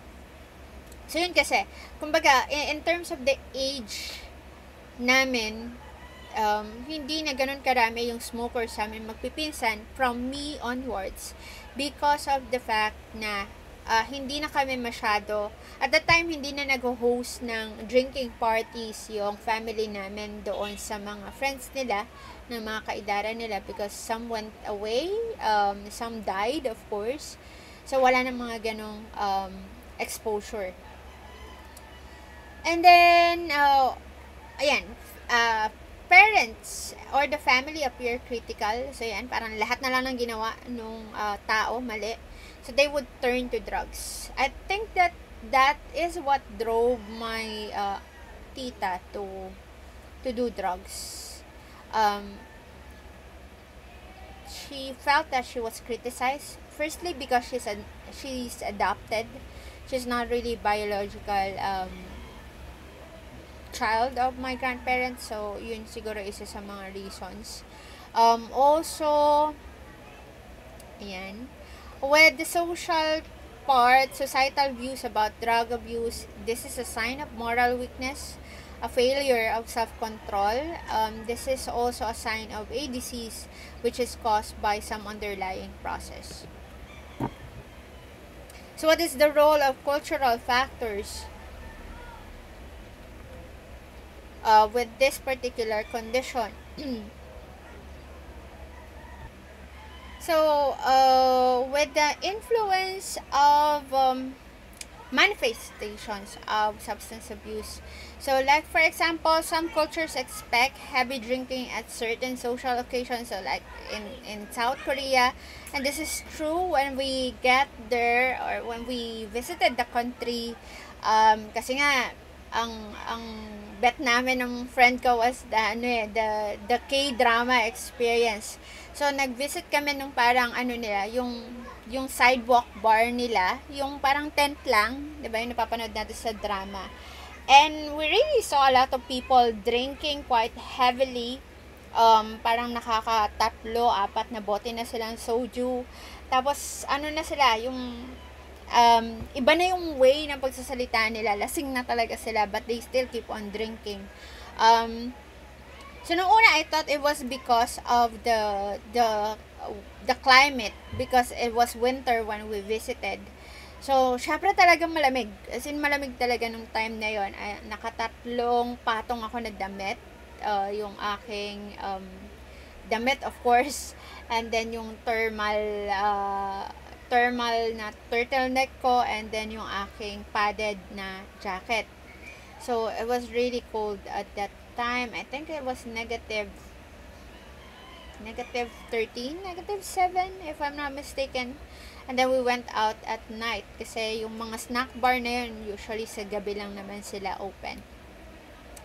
And then also with Japan has a heavy drinking culture. Especially when they have team dinners, yan, maraming inuman doon. So kaya nga in Japan, aside dun sa nakikita nyo sa sidewalk na dun na natutulog na employee, kasi nga they have this culture of overworking. Sometimes yung mga natutulog sa sidewalk na mga employee, those are lasing, coming from a team dinner. There are also cultural expectancies of substance that may use or influence drug-related behavior. So, if drinking is thought to increase aggressiveness, people may act more aggressive ways after drinking. So, this is yung in-emphasize ko kanina na kasi nga, yun yung cultural expectancies natin here in the Philippines. That's a good example of this one, na pag babarik, magmamaoy, which is again, scientifically, it's not directly related. The maoy part comes from the high impulsivity na nanggagaling doon sa pag-inom. Okay, so let's see it in a more integrative model. So the exposure or access to drug is necessary but not sufficient. So again, that's true. Kasi there are people, so like me for instance, I don't, what? I didn't use drugs. I didn't, kumbaga, I didn't have nicotine problems. I don't have drinking problems per se. Ang daming problema ko lang is caffeine. But the hardcore substances, although there are people who can supply those things to me, I didn't really think of becoming drug dependent. So it's necessary but not sufficient cause. So ayan, it depends on several factors: social and cultural expectations, the positive and negative reinforcement, the genetic predisposition and biological factors, as well as the psychosocial stressors. So, ito yung kaninang, this would be the visual presentation of the integrative model. Okay, so what about the treatment? So, with the treatment, we can have the first one, the agonist substitution, wherein the person will be given a safer drug with similar chemical composition as the abused drug, minus the addiction part. So, ayan. Like for example, doon sa mga naninigarilyo, they would be given a nicotine gum or patch. May nicotine pa rin siya, minus the addicting part. Another would be antagonistic treatment, wherein drugs that block or counteract the positive effects of substances. So, an example would be naltrexone for opiate and alcohol problems. And then we also have the aversive treatment, wherein drugs that make use of substances extremely unpleasant. So, a good example would be antabuse and silver nitrate. So, ang gagawin na nila doon, kumbaga, mas pinofocus yung unpleasant side effect nung drugs na yon para hindi na siya gamitin ulit. So, basically, inaalis yung addicting part. So, like for example, di ba, we said that Facebook is quite addicting. So, every time na makakuha tayo ng like, parang, kumbaga, iproprogram, pero biological siya. Iproprogram ni brain, iproprogram tayo in such a way na, oh, may like ako. So, imbis na matuwa tayo, makakakuha tayo ng electric shock. So, dahil hindi yan magandang sensation, ayun, every time that we have a like on our Facebook post or whatnot, hindi na tayo matutuwa. It would become an aversive experience to us. Parang kinondisyon na tayo in such a way. So, in the same way, ganun din yung drug na to. Ang kaibahan lang, it will be taken directly sa katawan natin. Efficacy of the biological treatment. So, actually, this is not effective when used alone. However, this is basically made to use with withdrawal symptoms. For the psychosocial treatment, ayan, inpatient basis versus the outpatient care, there is a little difference in effectiveness. So, pretty much, kung i-rehab mo sila per se, or they would be doing like Alcoholics Anonymous, which is an outpatient care of sorts, there is little difference in its efficacy. Community support programs and related groups can be helpful. However, the results of in the research for its efficacy is mixed. There is balancing treatment goals, like for example, controlled use versus complete abstinence. So, kaya nga, mixed din yung reviews sa kanila kasi may iba ang approach is, sige, hinay-hinay lang, babaan muna natin hanggang sa completely mawala. Tapos yung iba, okay, bigla kang mag-aalis din dyan. There is also the component treatment, incorporates several elements such as psychotherapy, contingency management. So, I think in the case of my tita na may addiction, ito yung nawawalang factor. Yes, nilagay nila sa rehab ng grandparents ko, but the problem is that medyo kinulang sa social support group or sa social support system. Hindi rin kasi nila pina-attend ng therapy kasi at that time hindi pa naman uso ang psychotherapy. So, hindi na-manage or hindi na-regulate na maayos yung behavior niya. Kaya na-continue pa rin yung addiction niya. Okay. Continuing, we also have this one, the comprehensive treatment and prevention programs. So, ito yung mas magandang approach wherein the client is also attending the individual as well as the group therapy. There is also the aversion therapy and covert sensitization, contingency management, community reinforcement in the sense na may community program against addiction, and then relapse prevention. So, ayun, para, kumbaga, pag nakikita na bumabalik dun sa usual attitude or behavior, prior to the addiction, ayun, dapat may prevention na kaagad.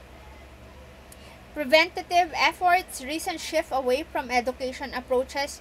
This is what we have been doing for several years now, and ang nakikita naman in the studies is that it's not really effective. Diba? Ang dami natin ganyan, and yet ang dami pa rin nating drug addicts or sabi nga ni Duterte, kailangan ng drug war, blah blah blah. However, the real problem is wala kasi tayong greater enforcement ng anti-drug laws. Ang ginawa niyang law is basically eliminating the people who uses drugs and not really taking care of the people who have mental health problem, specifically with drug use. Now, for the prevention of the relapse, cognitive behavior approach is to learn habits that make the relapse less likely. So, una-una, to address cognitive distortions, like for example, if I take this, I will feel better. So, that is a cognitive distortion. Another is to identify negative consequences, like if I take it again, what are the chances na babalik ulit ako sa addiction ko? So, yun.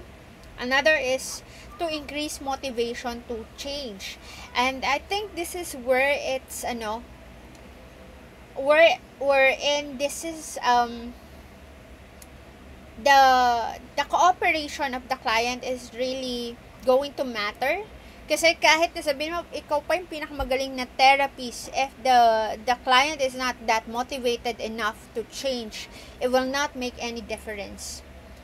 Also, to identify high-risk situation, like for example, with my tita, dahil nga nakita na nila, in fairness naman sa family, they were able to see na, ayun, pag binalik nila dito sa Makati, mas accessible nga yung drugs dahil nga nandito yung mga barkada yung drug addict din or may addiction din. So, ang ginawa nila, dinala nila sa Laguna. However, the problem is that we also have cousins and we also have family friends who have addiction. So, totally, hindi siya na alis doon. Yung accessibility niya remains the same. So, that's why the addiction was sustained. And then, we also have to reframe the relapse. At tingnan doon na what is the failure there? Was it the failure of the coping skills? So, doon mo siya i-redirect. Kasi, if you reframe it na, kasi kaya ka bumalik sa addiction mo kasi mahina kang tao. It's not the person themselves. It's that the coping skills that they employed was not effective for them. Yun yung naging problema talaga. And then by doing that, syempre mas matataas na yung self-worth ni client, mas tataas na yung kumbaga mas magiging better na yung image niya sa sarili niya, and then the probability of relapse will also be lesser. Ayan. When done correctly, education can reduce adolescents' use of drugs. So, the education-based approaches such as DARE, so these are one of the well-known education approach that we have thus far shown limited efficacy. The problem kasi, if I remember correctly, yung aming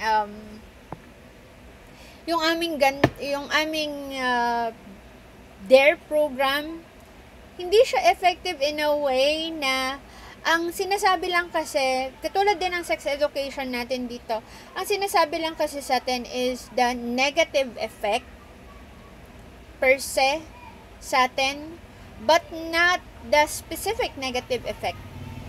So, parang kinondense nila in such a way na akala nila, ang kausap yata nila ay mga elementary or toddler level ng intelligence. Hindi nila alam na these are teenagers already. They understand medyo technical things like how will it affect our central nervous system, so on and so forth.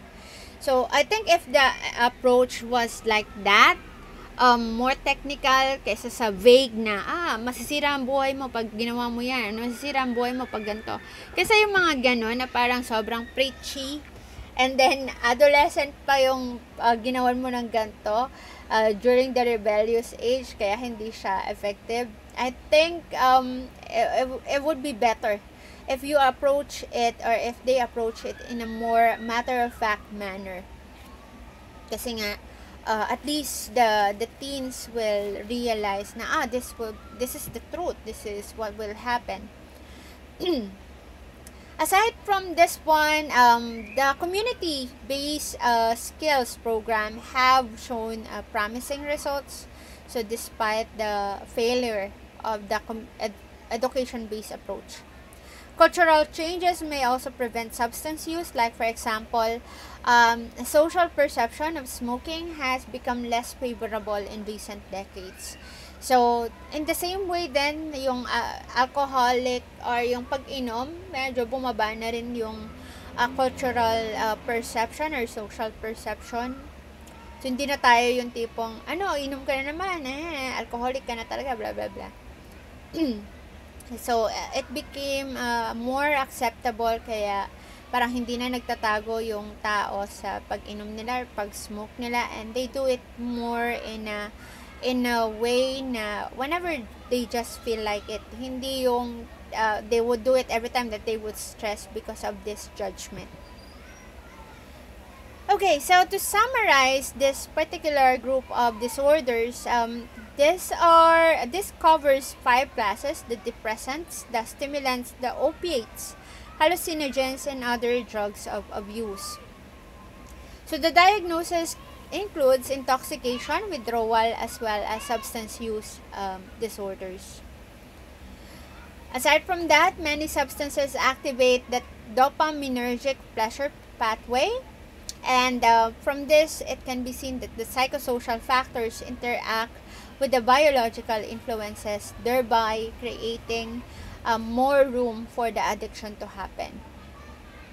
So, with the treatment, there is variable success. Wala pa tayong results na nakikita natin na talagang may trend, may specific trend in terms of its efficacy.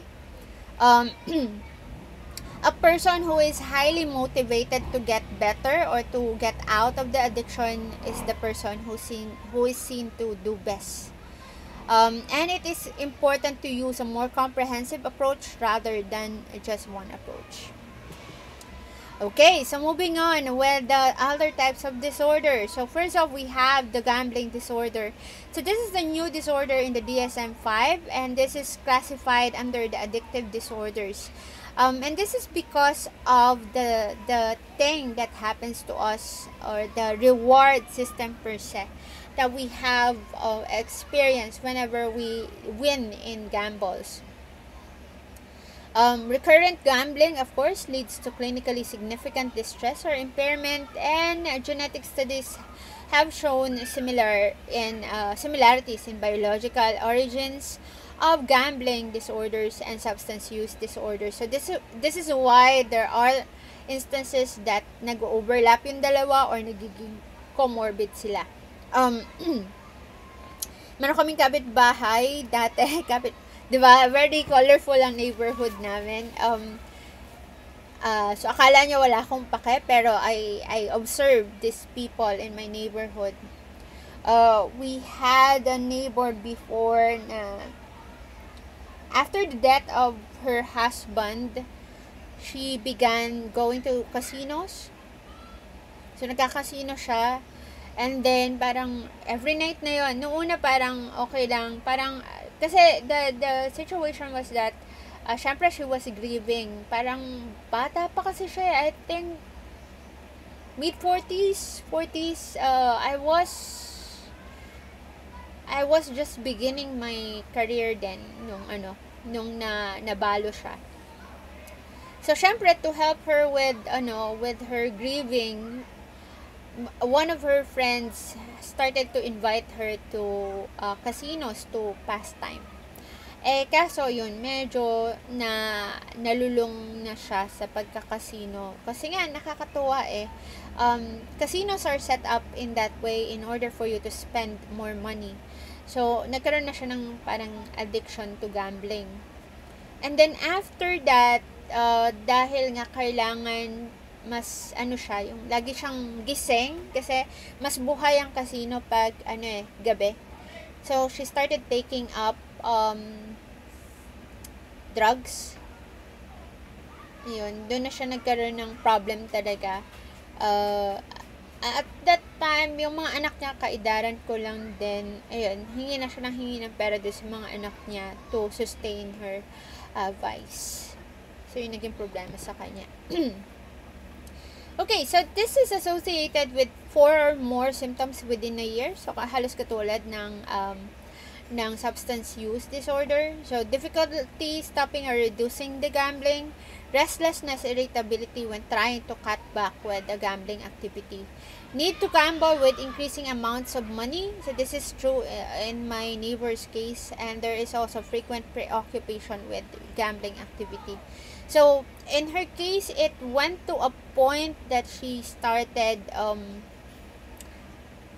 sadly, prostituting herself in order to get the capital for gambling. So, yan. Kaya alam mo ng disorder na siya. Parang, teka lang, it's not supposed to happen.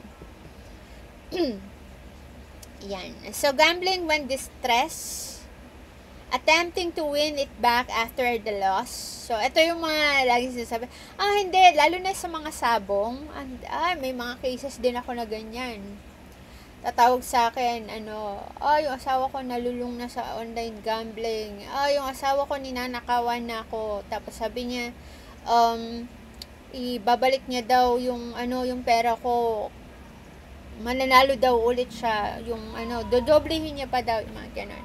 They have this type of cognitive narrative. There is also lies about gambling. Sasabihin nila, isang beses lang ako tumaya. Pero ubos yung pera nila, diba?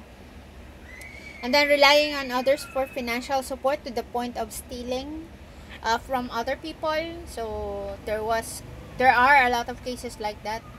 Yan, jeopardizing a significant relationship, job, or opportunity because of gambling. May isa din akong case na nahawakan, ayun, dinispal ko niya yung pera ng company because of gambling. Ayan, so may disorder na siya, may kaso pa siya sa company, which is sad. Okay, so psychosocial treatment, this is very similar for substance abuse. Remember how similar sila ng cause. But cognitive behavioral interventions can be very helpful to reduce the symptoms of gambling disorder itself. Brief and full course treatment have both been found to help and both are recommended. And again, this is good kasi doon sa mga nagsisimula pa lang, And then for those who are deeply immersed na sa paggagamble. Motivation to get better is critical. Ito, katulad nga rin sa substance abuse, it's really within the client if they want to get better. Hindi siya tulad ng ibang disorders na parang factor na magaling yung therapist mo or yung doktor mo. Dito, ang main factor dito is motivated yung client na gumaling or maging maayos na siya. And unfortunately, dropout is high for this condition. Meaning to say, ayun, magte-treatment na sila and in the middle of it, ayun, balik na naman sila sa dating gawin. Unfortunately, despite of this going around us, ng marami, diba? Maraming tao na apektuhan nito. Research is quite limited, but multi-part CBT interventions are under investigation. Scheduling alternative activities, settling financial limits, and relapse prevention are the focus of the CBT intervention. So with the impulse control disorders naman, so this is the other group of disorders for this chapter. So each are characterized by impairment of social and occupational functioning. This can also involve increased tension or anxiety prior to the act and pleasurable anticipation or a sense of relief following the act. So, ayan. And this includes the following disorders: intermittent explosive disorder, yung bigla-bigla na lang nagagalit, yung bigla-bigla na lang nag-burst out. And then, to the point na parang may nagwawala na, diba? And then, after that, okay na sila. And then, we also have kleptomania. So, kleptomania, ito yung nagnanakaw sila. But it's not because of they would sell it. It's not because they have that goal na they would profit from what they steal. It's because of the thrill. Kasi parang if they feel the itch to steal it, kahit na ano lang yan, parang botones sa ano mo, sa katawan mo or sa damit mo, they would steal it because they have to release that tension. And then after they were able to do that, okay na sila. Pero din naman nila ibebenta yun. Very very rare na ginagawa nila yon. Then also pyromania, ito yung mga nagseset naman ng sunog. Okay. Now with the intermittent explosive disorder, this is a rare condition that is characterized by frequent aggressive outbursts that leads to injury and or destruction of property. So there are few controlled treatment studies for this one, unfortunately, because this is a rare condition. Ayan, kleptomania, failure to resist or urge to steal unnecessary items. Kaya nga sabi ko sa inyo, the things that they steal, these are not things na they would profit from. So, the disorder actually is seen to be more common with women than in men. And it usually starts in adolescence. And this is a highly comorbid with mood disorders. This can also co-occur with substance-related disorders. Okay. Now, next up is pyromania. So, this one involves having an irresistible urge to set things on fire. Diagnosed in just about 3% of the arsonists. Yung arsonist, ito yung may mga legal cases of setting things on fire. Although, parang katulad din siya ng antisocial. Hindi lahat ng antisocial ay psychopath or sociopath. And in the same manner, hindi lahat ng arsonists are pyromaniac. So, it's just about 3% of people with arson cases are diagnosed as pyromaniac. There is little research about it. So, in terms of its etiology and treatment, possible treatment approach, wala siyang masyadong guide for us. However, with treatment, it usually focuses on identifying the urges, what causes you to have this urge to set things on fire, and also practicing incompatible behaviors wherein dinidisassociate yung urge na yon doon sa pagsiset ng fire. Okay, to summarize it up, so the last group of disorders involve impulsive and self-destructive behaviors or destructive behaviors, and this may include gambling disorder, intermittent explosive disorder, kleptomania, and pyromania. Now, given the research, the limited research for this group of disorders, more research is needed in order for us to understand them better. Okay, so that's the last slide for this particular chapter. I hope you have understood it better. Please prepare for our chapter or post-test for this chapter. Okay, so thank you so much, guys, and please wait for the next recording.